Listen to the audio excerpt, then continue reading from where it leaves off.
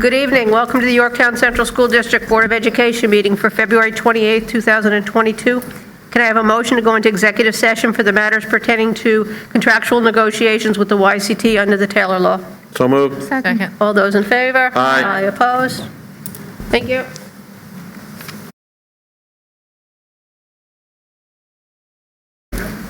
Can I have a motion to go back into public session? So moved. Second. All those in favor? Aye. Opposed?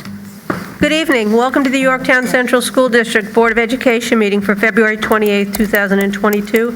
Will you please stand for the Pledge of Allegiance, which will be followed by a moment of silence for our armed forces and those in our community who have lost loved ones, especially the mother of Deborah Vecchiola, Clara Vecchiola Happis, the mother of Alina Venezia, and the mother-in-law of Lisa DiPietro. I pledge allegiance to the flag of the United States of America and to the republic for which it stands, one nation, under God, indivisible, with liberty and justice for all.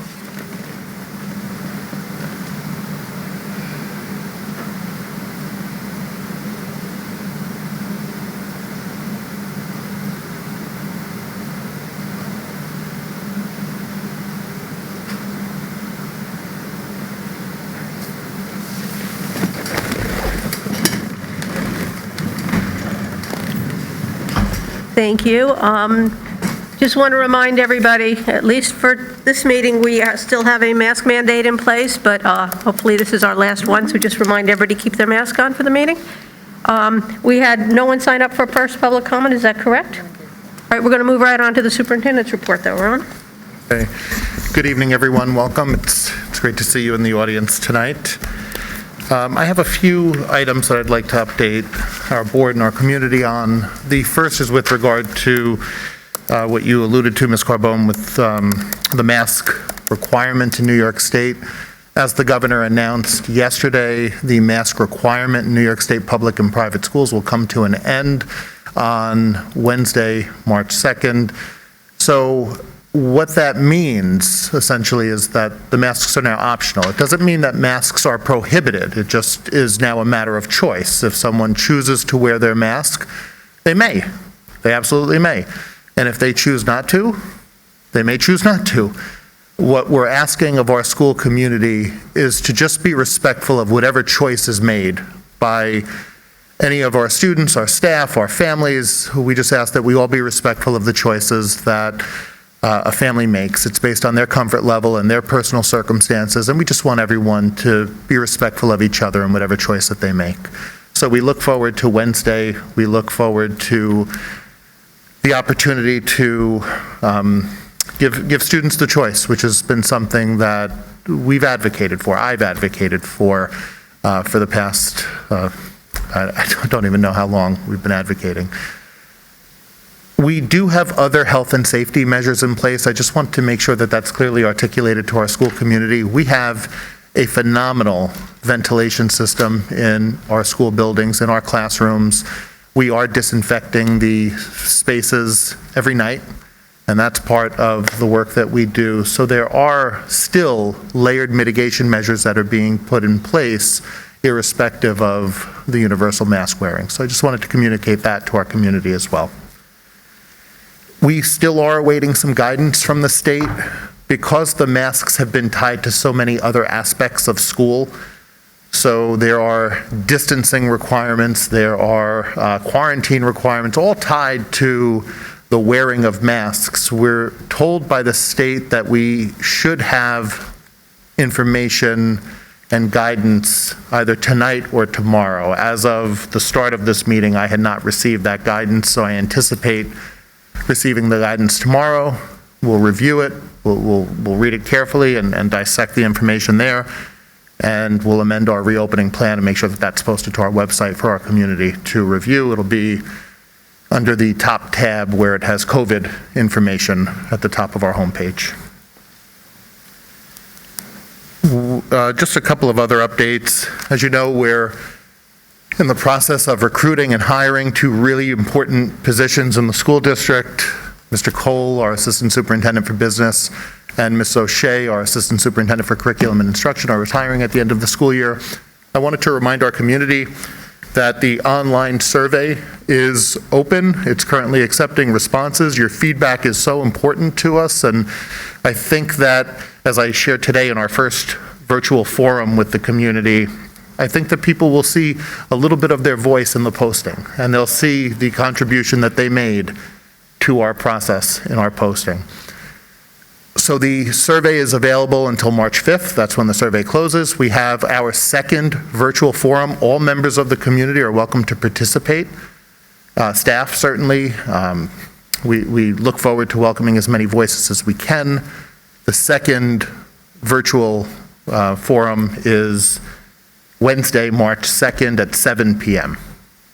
And all of that information is on our website. If you go to our homepage, there's a tab up top that says Dual Assistant Superintendent Search, and you can access the links to the forums, you can access the survey link, all on our website. This weekend is a very exciting weekend in our school district. As you know, and as our community knows, we have been selected to host the Section 1 basketball boys and girls tournaments. And we are really, really honored to be hosting such an important event, or series of events, in our school district. The county center for so many years has been synonymous with the basketball championships, and we really respect the legacy that the county center brings to the boys and girls basketball championships. We're honored that Yorktown High School is now that venue, and we look forward to packed house, a great weekend of sports.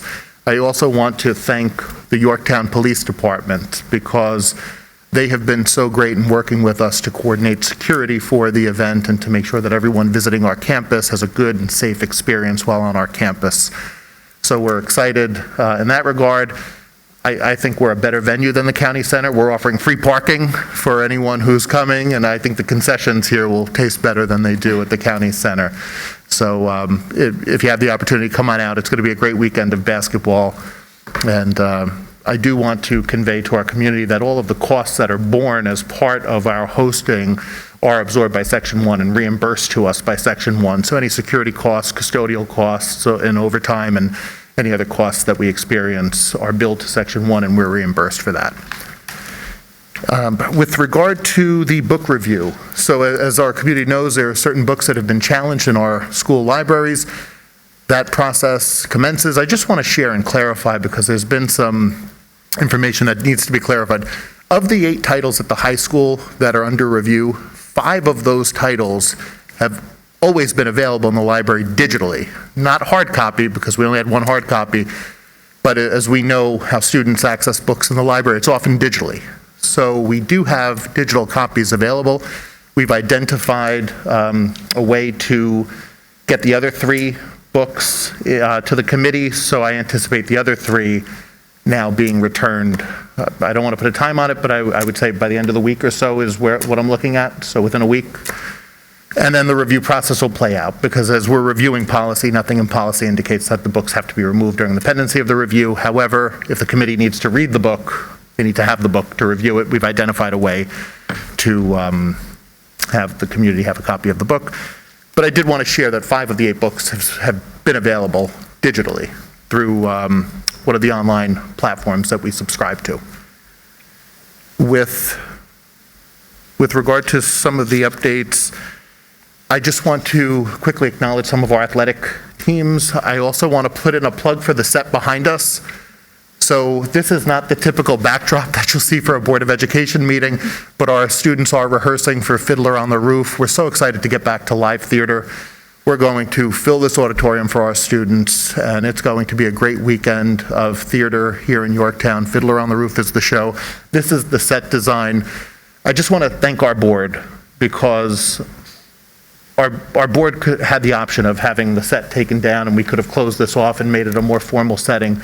But the board's response was, and I hope it's okay that I share this, this is what our students do. This is what happens here. Our students are in the arts, they're in the athletics. This is what our students do. And I really appreciate that perspective, and I think it speaks volumes to the board that you are. So I appreciate your understanding of the set and the backdrop here. That is the weekend of March 11th, I believe it is, 11, 12, 13. We have a Friday night show at 7, a Saturday night show at 7, and a Sunday afternoon show at 2 p.m. Again, it's going to be a great, great performance. Our students are so talented. Come on out, enjoy the show. And also in our athletics and gymnasium and playing fields, just want to shout out our winter teams. Our wrestling team had a phenomenal season led by Coach Jimmy Cation. I want to acknowledge Joe Tornambi and Dylan Carter for reaching the state championship and doing a great job in wrestling and really, really putting Yorktown prominently on the map. Our cheerleading team is going to the state championship in Rochester on Friday. How wonderful that our cheerleading team, back-to-back years, will be going to participate in play for a state title. We have swimmers who are going for state playoffs. We have a cross-country athlete going to the state playoffs. So many wonderful things happening athletically. Our spring season begins March 14th officially, although our teams are certainly working hard in the off-season to prepare for an upcoming sports season. The facilities are beautiful. If you have the opportunity on a beautiful spring day, bring the kids out. At any one given time, there can be a softball game going, a lacrosse game going on, and a baseball game going on at the same time. There is no better place to be in the spring than on our campuses. So I hope that the community enjoys the events that we have. There's no admission fee to come to our spring sporting contests, so it's something that I know my son enjoys doing, and I know many of our youth sports students enjoy attending as well. So that's my update. If there are any questions, I'd be happy to take any questions that the board has. Yeah, I have a couple of things. First, thanks for the update. I'm so happy to hear about the masks, and the kids are going to be able to smile, and everyone will see it. That's great news. And I'm happy to hear about all the sports team, because it sounds like the kids are getting back to what they should be doing, as well as the theater. I did want to just talk for a minute about the book issue. So I sit on the policy committee with Cheryl and Jackie, and the policy is 1420, as we've heard at the other meetings. And to me, as I look at this, there's a 6-step process for this whole thing, right? There's the formal complaint, the committee gets formed, the committee investigates, they make a recommendation to the superintendent makes a decision, and there could or could not be an appeal, which would then the board would decide, and the board's decision there would be final according to the policy. So I'm in favor of this process going forward, the way it's written in our policy now, which the last time this policy was updated, 2017. I know working on the policy committee with Cheryl, we try to look at things a little bit more frequently than that. So I would just ask Cheryl if when it can be on the agenda for us to review it again, let's do that. But in terms of the books being pulled off the shelves, right? The policy does not provide that the books get pulled, and they weren't pulled. Is that right? That's correct. The books were not pulled off the shelves. They are part of our collection. Right. So if someone wanted to check out at least those 5 digitally, they could do that while this process is ongoing, and no decision has been made on any of the 8 books, whether they're available or not available. We're just following this process, right? That's correct. Okay, yeah, and that's what I'm in favor of, right? Let's see it through. No decision is made. Let's just get to the end of this. Yes, thank you. Anybody else?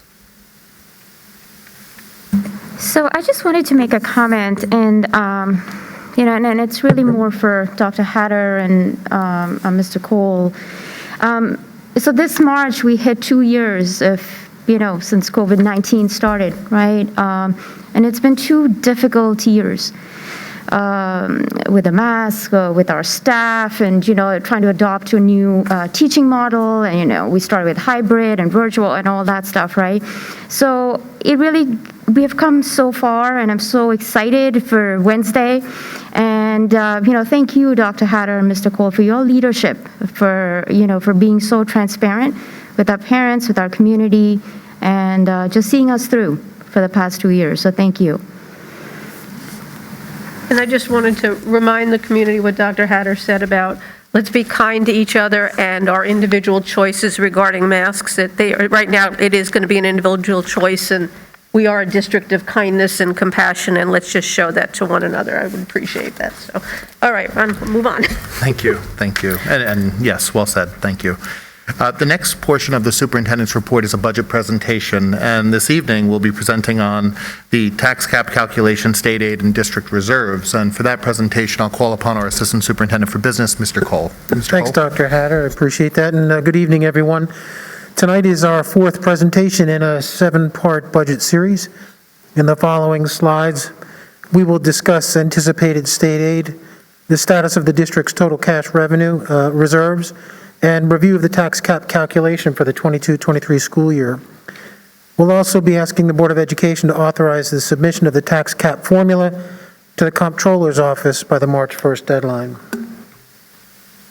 Total state aid for the 22-23 school year is expected to rise by approximately $2.7 million. This is based on the governor's proposed executive budget. The primary driver in the increased amount is foundation aid. Foundation aid has been pledged in Albany to be fully funded by the end of the 2024 fiscal year. Transportation aid will increase based on higher operating costs in the current 21-22 school year. This is a quick look at our total estimated revenue. We will be discussing the tax cap formula in just a minute, but first, the total tax levy for 22-23 will be at or slightly below the allowable limit. The following charts will allow us to see this in better detail. The state aid number reflected here ties into the preceding chart we just discussed, the governor's proposed budget for state aid to our school district. Based on current year trends and with more stable post-COVID business environment, we estimate sales tax revenue to increase significantly. We are also estimating that we will need at least $3 million of cash reserves to comply with the tax cap from both fund balance and the retirement system reserves. In general, our district reserves remain very healthy. By the end of the current operating year, we expect total reserves to decrease by to be at just over $21 million. We will be able to replenish the tax certiorari reserve to the $2.8 million level. A total of $1 million will be needed, as mentioned before, from the pension reserves, along with at least $2 million from fund balance to comply with the tax cap limitation. This is the tax cap formula that is provided to school districts by the State Comptroller's Office. I've included some of the primary variables that will be plugged into the formula. Again, as you will see in the next chart, our allowable levy growth factor for next year is 2.36%. Here is our district's tax cap formula. We start with the prior year tax levy and make adjustments for growth factors, levy growth, and capital expenditures net of building aid. Our budget and revenue assumptions will allow us to comply with the tax cap. But as we mentioned in previous slides, we're requesting the Board of Education approve the use of at least $3 million of cash reserves to comply with the allowable cap limit. We are currently projecting to be at or slightly below the allowable limit. That may change, though, as the remaining less impactful budget variables become known. So we have 3 questions for the Board of Education tonight in regard to the tax cap calculation, which must be filed with the state tomorrow. Number 1, do you approve of the calculation as we've presented it tonight, allowing us to file the calculation with the Comptroller's Office by March 1st? 2, the tax cap filing I just mentioned requires that we affirm we will not ask taxpayers to exceed the tax cap limit. Shall I affirm that we will comply with the tax cap? And number 3, do we have your authorization to use the aforementioned cash reserves to comply with the tax cap? That's the entirety of the presentation this evening, and I'll be glad to answer any questions that you might have. Okay, questions. Where do we start? Reshmi? Sure. So I have a question, Tom. The COVID relief funds that we receive, is that reflected in the cash reserve figures? Yes, about $2.4 million was received and will flow directly to the cash reserves, and the $21.7 million number reflects those COVID funds as well. Thank you. You're welcome. Cheryl? Yes, I have a question about transportation. When we look at the transportation aid, we see it increasing based on our operating costs. So if I was to assume, would it be accurate to say that this aid usually follows the prior year's actual costs? Absolutely, that's exactly how it works. The subsequent year aid is based on the prior year actual costs. Now, there is a bit of a lagging indicator there. Next year's costs will be higher based on the rates of inflation, which is the overall theme of this entire budget, which is trying to keep up with an inflationary environment, given the tax cap limitation. But yes, that is the general formula. It follows the current year expenditures. Thank you. Lisa? Tom, I feel like I ask you this every single time. So we get this budget from the governor, which is tentative and there's no decision made, but yet we have to go through this whole process and come up with the numbers and project that to the community. And then we have to adopt a budget by April 4th. And that's only a month away, will we have final word from the governor by April 4th? Well, they're supposed to have it to us by then. April 1st is when they're supposed to have their budget. But I would say there's been as many years where we haven't had that information as when we have had it. In the years that we don't get the final legislative budget, adjustments are made by the Financial Advisory Committee subsequent to the budget adoption with regard to the tax rate. So I'm not 100% confident we'll get it, and we'll do the best we can to estimate the tax rate. Remember, these are estimates that we're providing based on a number of variables, but we think it's the most accurate way to project it at this time to use the governor's proposal. Very rarely does a legislative budget come in at a lower level than the governor's proposed. Very good. Thanks, Tom. You're welcome. Tom, the formula for determining the tax levy, it shows a 4.7% inflation rate. Yes.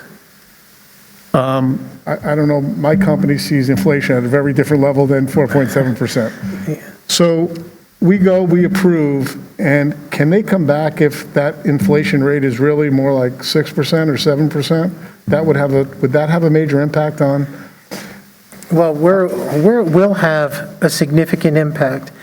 First off, the 4.7% that the state government is telling us about is used as a measure for them to let us know, or let the community know, what the inflation rate is. We're capped at the 2%. Through the formula, we're able to increase the levy by 2.3%, but they're capping it at 2%. They're not going to come back to us in any way and say, oh, you know what, here's a little bit more because inflation's actually higher than we projected. Where it does hurt us, though, Peter, is in those contracts where CPI is based on regional CPI, which is a real CPI number, which is closer to 7% at this point. And that will hurt us with commodities, it'll hurt us with certain aspects of transportation costs and other things that are pegged to regional CPI. So the 4.7% number, in my opinion, is not worth much. Okay. Mike? Me neither. Tom, can you explain what the use of the $3 million in reserves is going to do to the fund balance that we have, that you've projected at 21 point whatever million? Sure. So, and again, I think it's at least $3 million. It may be a little bit higher, depending on how the final variables come in, but it is absolutely necessary to comply with the tax cap, first off. We're currently projecting this end of this fiscal year to be at about $21.7 million of total fund balance. The use of the $3 million would reduce current fund balance to about 18.7, which is not in itself unusual with regard to historic levels for a fund balance. The $22 million is a bit higher than we would normally have, but again, the $2.4 million of federal funds flowed right into the fund equity there. So although it will be a hit to fund equity, it'll still be an extraordinarily healthy financial position to be in. And our fund balances are what help us retain our AA rating and our other good auditing reports, is that correct? It's a AA plus rating, and Sorry. that's okay, but we worked hard. We worked hard for that plus, I want it. And the reserves are one of the primary factors in the assessment of financial stability and health for specific purposes like the tax certiorari reserve, the pension reserves, and so forth that we use every year. So yes, the answer is that it helps us to borrow money at more competitive interest rates in environments where we do have to borrow money, and it's a big plus for the school district. And the ERS and the TRS, those reserves have helped us greatly in being able to not have such huge fluctuations in our budget because of the rates? So the contribution for school districts to the teachers' retirement system and employees' retirement system has a direct correlation to the health and production of the stock market.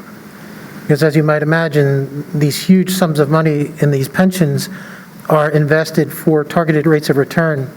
So when the rates of return do not produce what they have projected in their actuarial analysis, the local taxpayers make up the difference. So in order to smooth out the volatility of those things, we deploy the use of these reserves so that we don't see spikes that taxpayers don't expect. And we've used it to great effect over the last 5-6 years at this point. And those are relatively new reserves that we've been allowed to. The teacher's retirement reserve is going into the third year. The ERS reserve is about 5 or 6 years old. Terrific. Okay. Does anybody have any questions? Yeah, one more question. So Tom, my question is about the textbook and the software aid that we're getting from the state. So that seems to have gone down, or is estimated to go down in the coming year. It's gone down. It's going to go down by a little bit, but it's still a downward trend. How does that factor in if we have increasing enrollment? Is there like a per student allocation, or for example, like we have made Chromebooks available to students throughout the district, right? The K to 12. So how, if we wanted to make more enhancements along, on the technology front, is that going to matter that our state aid actually went down? The state aid, there is a per pupil state aid factor, which is about $52 or so per student. There's nothing that precludes a Board of Education from spending above and beyond, as we have in the past, above and beyond the state aid numbers. The state aid number for all three elements of textbook software and hardware have been relatively stable over the last 6 or 7 years because we spend roughly the same amount of money each year. So there is a cap on it, if you will, up to the extent of the allocation per student. So the variation of that's not going to be too significant unless enrollment changes significantly. Thank you. Okay, good. Anybody else? Good, thank you. All right, so Tom's got 3 questions. Do we allow him to file a tax cap calculation as reported? Are we not going to seek voter approval to exceed the allowable tax levy limit, and that we are in compliance with the tax cap and using fund balance to do that? We're all good? Yep. You have consensus? You're good to go, Tom. Thank you very much. Thank you. Thank you for this hard work. This is not an easy one. We appreciate it. All right. Ron, anything else? I just want to clarify a point about the books, if I may, because I just wanted to share that although we anticipate the library books being available, it does not mean that the process is over and a determination has been made. So I just want to clarify that we're just at the point in the process where the committee won't need the book anymore. So I just want to clarify that piece, that a determination has not been finalized at this point, but Lisa highlighted the multiple steps in our process, and we're going through those steps, and at some point, you no longer need the book with the committee. So I just wanted to share that and Right. clarify that. Thank you. As I understand it, no decision is made at all, either way, about any of these books. We're just following the process lined out in our policy. Correct. Yes. Okay? Yep. Good, Ron? Yes, thank you. All right. We're going to move on to board action items. Can I have a motion to approve the minutes of the January 10th, 24th, and February 7th meetings? So moved. Second. All those in favor? Aye. Opposed? Can I have a motion to approve the claims audit report for January 22? So moved. Second. All those in favor? Aye. Opposed? Can I have a motion to approve the treasurer's report for January of 22? So moved. Second. All those in favor? Aye. Opposed? Can I have a motion to approve the extra classroom report for January of 22? So So moved. moved. Second. All those in favor? Aye. Opposed? Can Can I have a motion to approve the Yorktown Central School District school calendar for the 22-23 school year? So moved. Second. All those in favor? Aye. Opposed? Ron, people have been asking about this. When will it be posted? It is. Now that the board has approved the calendar, we'll post that to our website tomorrow. Perfect, thank you. All right, we're going to do board reports. Policy Committee. Yeah, we had to postpone our last, we were supposed to meet on February 18th, but due to scheduling conflicts, we had to postpone that meeting. So we have scheduled our next meeting to be on March 7th. Other than that, nothing new to report, other than what Lisa has covered already. Audit Committee? So the audit committee will meet again in the spring with the external auditor to kick off that external audit process. So Lisa Roll, Peter, and I, we will regroup. And we also have Tom Donatelli on the committee who serves as a community member. So the four of us, Ron, Tom, we will all regroup and meet again in the spring. Thank you. Fiscal Advisory, Mike? Sure. So actually, Fiscal Advisory Committee just met on the 25th. That consists of myself, Jackie, and Anthony D'Alessandro. We met with the administration, and Tom's presentation tonight actually took most of what we discussed into effect. We talked about some increases that we needed to make to the budget regarding health insurance, contractual expenses. We went through the fund balances, what we were going to need in order to comply with the tax cap, and all of the recommendations were presented tonight. So that's kind of a summary of what we discussed. We also talked about the capital projects line in the budget and making sure that there was sufficient dollars in there to be able to do some of the projects that we would normally do in-house over the next budget cycle. Thank you. And then steering, we're actually going to meet again tomorrow. We're meeting every other week. And Cheryl and Anthony are on the committee, along with most of the district representatives and our architects and our construction managers. Right now, we're still trying to finalize a few last issues with the 21 projects that we have, and we're working towards the summer of 22, working with all of our contractors to make sure that all the materials are in place. We all know there's supply chain issues, so we're very conscious about making sure that they have all the materials needed before anything comes down. And we're going to be relooking at some of the projects that have been listed on years 2 through 5, moving forward from the 5-year capital facilities report that has to go up to the state. And so we're going to be working through all of that coming up. We have personnel.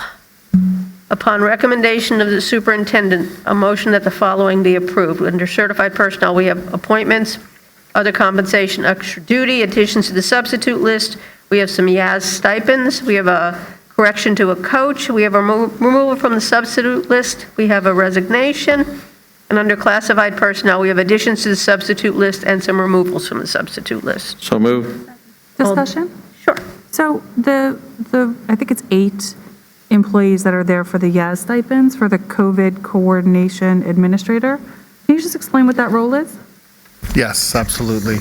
So COVID is still a part, the reporting and the processes are still a part of what we do each day. We're trying to streamline and reopen and have things back to normal, but there are still daily reportings that we have to file with the county and with the state every day. There is still an element of contact tracing that happens. There's an element of communicating with families when there's a notification, and also this is retroactive to the beginning of the school year, where the administrators were putting in a lot of additional time on scheduled days off and on non-work days to do the contact tracing when we were at the height of the pandemic, when contact tracing was required. So this was something that I'm asking for approval now because we had the collective bargaining agreement that wasn't settled at the time, and we were advised by council to settle the collective bargaining agreement first and then to finalize any addenda to that. Thanks. So even though the masks are coming off Wednesday, there's still a lot of COVID work happening. Yes, but fortunately, it's for us on the administrative side, and the children don't feel it, and the staff really don't feel it. So it's a lot of report filing and reporting to the state, but that's not something necessarily that's too visible to our students. It doesn't impact our students. So I'm happy to sit behind the computer and write reports at night, as long as our children can have a more pre-pandemic experience. Great, thank you. Dr. Hatter, one other question regarding the stipends. The difference in the stipend from one employee to the other, how is that, how have we Yes. calculated, or what have we taken into account? For to the establish whole that? year, in 4 of the schools, it was $1,500 for the whole year. So in the elementary schools, they decided to split that amount, which is why it's half for each. At the high school, there was the added layer of athletics and many of the co-curricular activities that really created a disproportionate amount of time that the high school was involved in: the contact tracing, the planning, the notification work, the report writing, the communications with the Department of Health, the filing of the cases with the Department of Health. So when you add athletics to it, we wanted to recognize the added responsibility with the $500 Okay. differential. Great, okay, thank you. And we were extremely grateful to all of our administrators Without who a have doubt, done all of the amount of this. time that they have invested, my hat is off to all of Yeah. our administrative team and our staff and to everyone. But this is a group that's being recommended for a small stipend tonight, and they have spent a lot of hours outside of scheduled work hours to make sure that we're complying with the Absolutely. report writing that we have to do. Yep. As have you. Yes, exactly. All right, everybody good? Yes. All thank those you. in favor? Aye. Opposed? We'll do some business stuff. All right. Be it resolved that the Yorktown Board of Education approve the agreement between the school district and the County of Westchester for use of the electronic voting machines, including the other equipment and services for the May 17, 2022 annual meeting, and if necessary, the budget revote to be held on June 21, 2022, and be it further resolved that the board president is authorized to execute such agreement, a copy of which is incorporated within the reference of this meeting. So moved. Second. All those in favor? Aye. Opposed? Can I have a motion to approve the budget transfers that are listed below? So moved. Second. All those in favor? Aye. Opposed? Resolved upon recommendation of the superintendent, the Board of Education hereby approves a contract with Educational Data Services in the amount of $8,870 for bidding services for the 2022-23 school year, including time and material. The board authorizes and empowers the board president to execute the agreement with Educational Data Services for the same. So moved. Second. All those in favor? Aye. Opposed? Okay, this here is a negative declaration for SECRO, whereas the Board of Education of the Yorktown Central School District is proposing to construct an electronic scoreboard at the Yorktown High School's outdoor stadium football field located at 2727 Crom Pond Road, including construction of a Jumbotron with an LED screen and video capabilities, installation of 3 steel I-beams, concrete footings, and a 4-foot truss with a backlit logo and letterings, all electric data and low-voltage wiring, new pole-mounted speakers, and new audio components housed in the existing press box rack, and 2 play clocks, incidental work and costs thereto.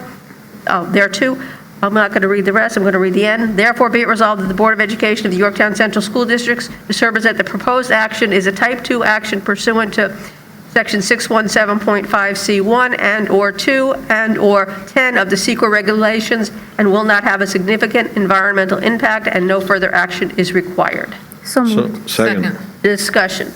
Go ahead, Ron. Thank you so much. So as we've upgraded our high school gymnasium, we also, several years ago, won a grant for an outdoor Jumbotron on our turf field, which the board is aware of, and you've been through all the paperwork that we filed. So this project is, I believe it's a 27-foot all-digital Jumbotron display outside on our turf field. And what a wonderful experience. We have the smaller scale Jumbotron in our gymnasium, which is being put to great use. This is not funded through the district budget lines. This was fully funded through a grant that we applied for and were awarded. And we're delighted that the process, I think 3 years or 4 years in the making now, is finally coming to light. I believe we won this grant, I want to say it was 2018, maybe maybe 2000, yeah, I think 2018 was when we won this grant, and it was a slow process moving through all the state paperwork. My thanks to Tom and his office for filing the paperwork. But this scoreboard, we call it the Jumbotron outside, is going to be absolutely gorgeous. And what a wonderful addition, not just for our student athletes, but if we hold ceremonies outside, we can simulcast the ceremony on the Jumbotron.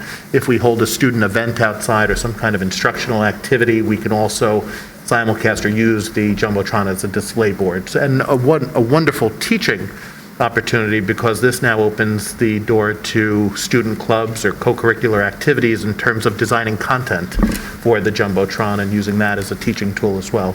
So wonderful news all around. We're delighted, and we're just looking forward to the install. And the reason for the declaration is that the Jumbotron is moving from where the current scoreboard is to the other side of the field, so it's not going in the same position, which is why we have to apply for all of this, correct? Correct. All right. And I got to say, anybody who's been into our gym and seen how well they have used the current digital scoreboard, it's phenomenal what they've done. So I can't wait to see what they do here. The kids are going to be so wonderful. All right, we have a motion and a second? Can I have all those in favor? Aye. Opposed? Okay. A motion to approve the attached resolution to participate with other school districts in the Southern Westchester Board of Educational Services, Westchester County, New York, adopting, this is a joint bidding of the commodities, materials, and equipment set forth in the attached resolution for the 22-23 school year. So moved. Second. All those in favor? Aye. Aye opposed? Be it resolved that the Board of Education authorizes the board president to execute a cost per image lease purchase agreement, including an addendum and maintenance agreement with Xerox Financial Services for the lease of photocopying equipment as presented to the board at this meeting. A copy of such agreement, including the addendum and maintenance agreement, shall be incorporated by reference within the minutes of the meeting. The monthly lease payment is $12,549.17. So moved. Second. Discussion? Go ahead. Tom, this isn't new equipment, correct? This is, or is this a purchase of our existing equipment, or are we getting all new No, equipment? this is all brand-new equipment. It As a is, matter of fact, it's higher level generation technology and more functionality for less money. So it's a Perfect. real good job by our Director of Technology, Yeah, Jen Forsborn. I want to acknowledge Jen Forsberg, who's here tonight, our Director of Technology. She went out and worked with different vendors to secure pricing and comparable services. We talked to Xerox and Konica and Sharp and received a lot of information about their products. But in the end, not only did Xerox have the best price, but the features that they were able to offer and the new machines that they were able to offer the machines in a more timely manner. And the translation services that are provided, the EFAC services, the volume and capacity, reliability, the service contracts that they were able to provide to us were just second to none. The paper limitations that we can place on the number of copies that could be made, the technology here was just remarkable. So my thanks to our Director of Technology, Ms. Forsberg, for leading that charge. Perfect. Good. Okay, all those in favor? Aye. Aye opposed? All right, curriculum. A motion to approve the following Yorktown Congress of Teachers professional improvement proposals for the AIS teacher as listed below. So moved. Second. All those in favor? Aye. Opposed? Special ed, a motion to arrange the following placements as of February 28, 2022. So moved. Second. All those in favor? Aye. Opposed? A contract amendment to provide home-based occupational therapy for an out-of-district student who is new to the Yorktown Central School District for March 1st through June 30th, 2022. This is at Therapeutic Horizons. So moved. Second. All those in favor? Aye. Opposed? We are up to board comments. Pete? Okay. Lisa? No, I'm good, thank you. Cheryl? Yeah, I just wanted to thank Tom for another very informative and wonderful presentation tonight on the budget. And just a few other things. In line with our excitement for having a mask optional policy as of Wednesday, we're now having more and more in-person events. So it's exciting. I do have a vested interest in this. I do have a child in the production, but I believe this is our first in-person production, March 11th, 12th, and 13th. Tickets are on the yorktown.org website. And I am grateful, and I know many parents are grateful that we're starting to have more and more in-person. And I guess most of our activities and events will now be in person. So it's very exciting to see us really making great leaps forward at this point after a very long time going through this with COVID. So thank you for all of your work moving us forward, Dr. Hatter, and our assistant superintendents and staff as well. Rashmi? I'm good, thank you. Mike? No, I echo Cheryl's sentiments. That was great. And please look out for all of the great events that are going to start to happen. Yeah. We're excited. So Ron, Lisa, Tom? Okay. Lisa, you good? Okay. Public comment number 2, there was nobody? Okay. Can I have a motion to adjourn? So moved. Second. All those in favor? Aye. Opposed? Good night, everybody. Thank you very much. Thank you. Thank you.